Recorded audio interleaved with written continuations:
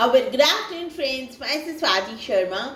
Today we are going to do the fourth part of the story of Sri Rabindranath Tagore, Nobel Prize winner. तो शुरू करते हैं. देखिए, Tagore was awarded a knighthood in 1915.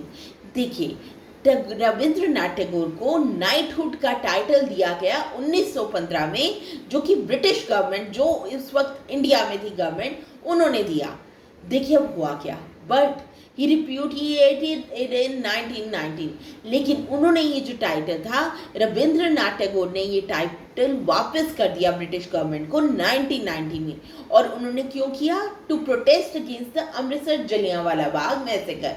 उसको oppose करने के लिए, उसको विरोध करने के लिए उन्होंने अपना टाइटल वापस कर दिया. From 1912 Tagore spent long periods out of India.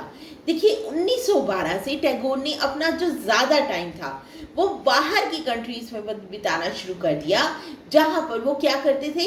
Lecture देते थे, रीडिंग करते थे अपने वर्क्स की.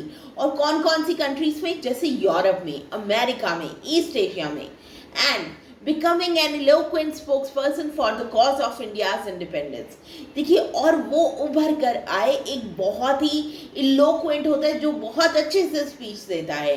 वो स्पोक्सपर्सन के, इंडिया के स्पोक्सपर्सन के रूप में आए, जिन्होंने कंट्रीब्यूट किया इंडिया की इंडिपेंडेंस में अपनी स्पीचेस के थ्रू.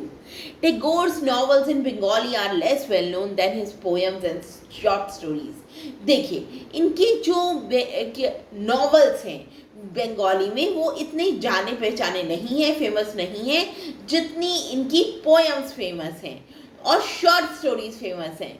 जैसे शॉर्ट स्टोरीज में आता है, दे इंक्लूड गोरा, दे इंक्लूड घरे बैरे, जो कि ट्रांसलेट की गई थी इंग्लिश में as Gora and the home and the world respectively in the late 1920s when he was in his 60s. अब देखिए हुआ क्या.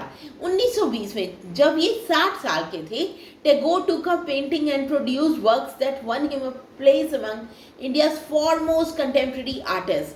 देखिए तो क्या हुआ, जब ये 60 साल के थे तो इन्होंने पेंटिंग्स बनानी शुरू कर दी और इनका नाम आ गया इंडिया के जो फॉरमोस्ट, मतलब सबसे बड़े कंटेम्प्रेरी आर्टिस्ट थे उनमें. Arguably the most towering of Bengal's literary figures. देखिए, वो इंडिया की जो बंगाल की बड़ी लिटरेरी फिगर्स थी उसमें से एक थे. Tagore has also been the most enduring influence in shaping of Bengali culture. और देखिए, टैगोर ने एक बहुत ही इम्पॉर्टेंट रोल प्ले किया इन्फ्लुएंस करने को, शेप करने को बंगाली कल्चर.